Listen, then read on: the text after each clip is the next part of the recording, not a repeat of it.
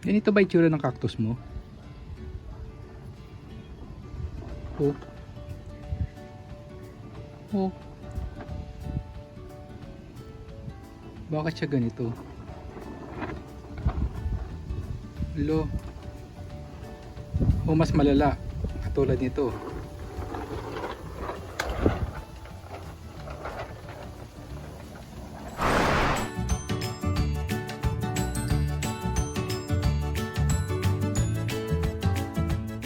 Okay, so now I will show you how I do my DIY soil mix for my gymno and astro.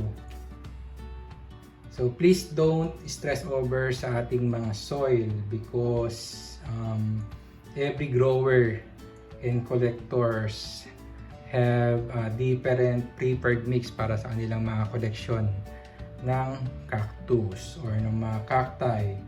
So modify your soil mix based dun sa inyong location. So like yung mga nabibili natin sa Baguio, which is nasa highland, iba ang gamit nilang soil compared dito sa lowland.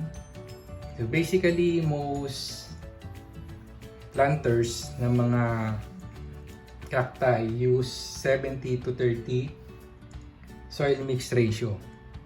So anong ibig sabihin ng 70-30 soil mix ratio? Meron tayong ginagamit na 70% of inorganic material. For example, gumagamit tayo ng mga bato or coarse-grained sand para sa ating soil mix. And then 30% na organic material like Vermicast or any compost material. To make it simpler, continue to aim for 2 parts inorganic material like coarse-grained sand or like pumice, and then 1 part of organic material like Vermicast. So for my DIY soil mix components for my cacti, I use pumice. So pumice will enhance drainage sa inyong substrate or sa inyong mixture ng lupa. So ang pumice ay nag-hold din ng moisture sa pamamagitan ng kanyang mga small pores sa kanyang surface. Ayan. Kung makikita nyo, meron siya mga maliliit na mga butas at doon nare-retain yung mga water or yung mga moisture.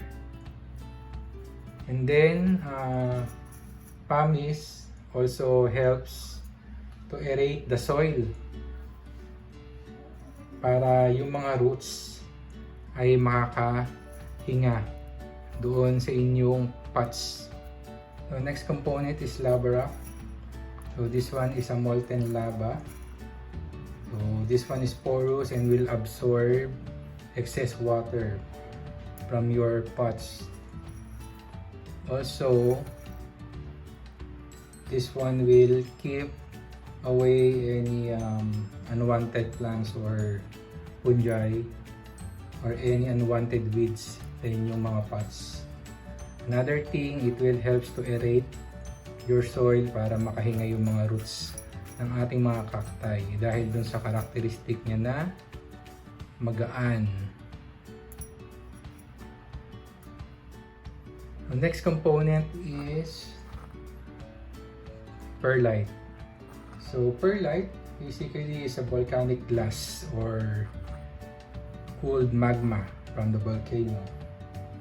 So this one helps to make your roots grow robust, and then it actually optimize drainage capability dun sa inyong medium. And then this one also helps to prevent soil compaction, no? Yung namumuo yung lupa dun sa ating mga paso or sa ating mga pots. So this one helps to aerate the soil, basically for our plants to have their roots breathe. And then this one also helps from seed germination, or ginagamit natin whenever we are sowing. So next is our organic component. First is Vermicast or vermicompost. So this one increase soil and water nutrients para sa ating mga plants. And this one also improves nutrient availability and improves texture para mag-prevent ang mga disease sa ating mga plants. So you can find this one sa ating mga garden shop, Vermicast or vermicompost. So our next component is Coco peat. This one is 100% organic and a renewable resource. Good drainage also and good for soil aeration. This one also has a benefit para maiwasan yung mga pathogens as mga risk for any pest sa ating mga plants. Also, this one holds better moisture sa ating mixture.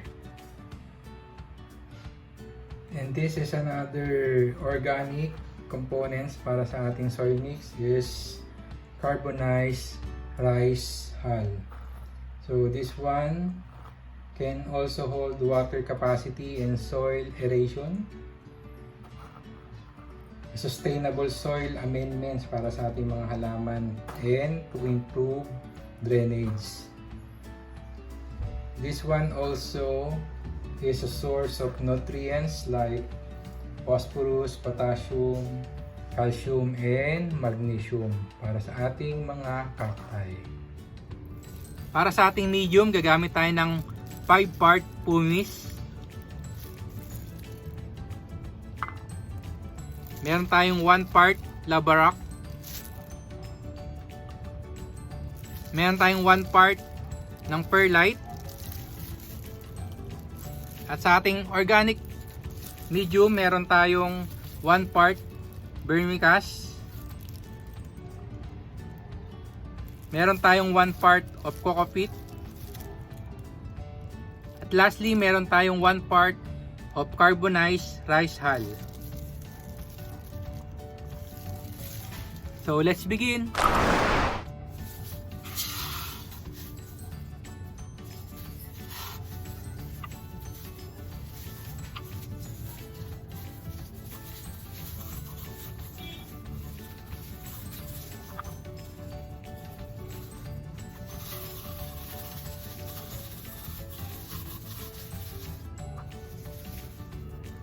Lagyan natin ng konting Starkel G or insecticide.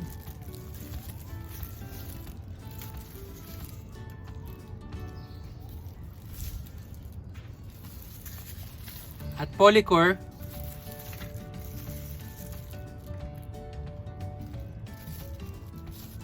I recommend na gumamit kayo ng hand gloves or any hand protection habang ginagawa niyo yung paghahalo or pagmi-mix ng ating medium, dahil gumagamit tayo ng mga chemical or insecticide para sa ating lupa.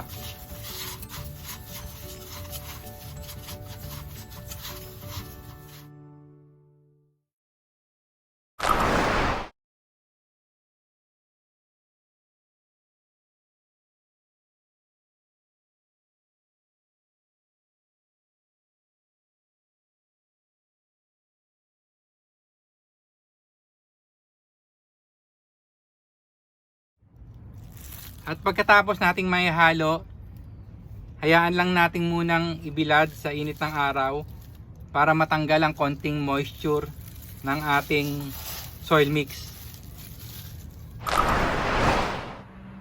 At ito na po ang ating Gino Calicium at Astrophytum. At pwede tayo gumamit ng Akadama soil para sa ating toppings na i-discuss natin sa susunod na video.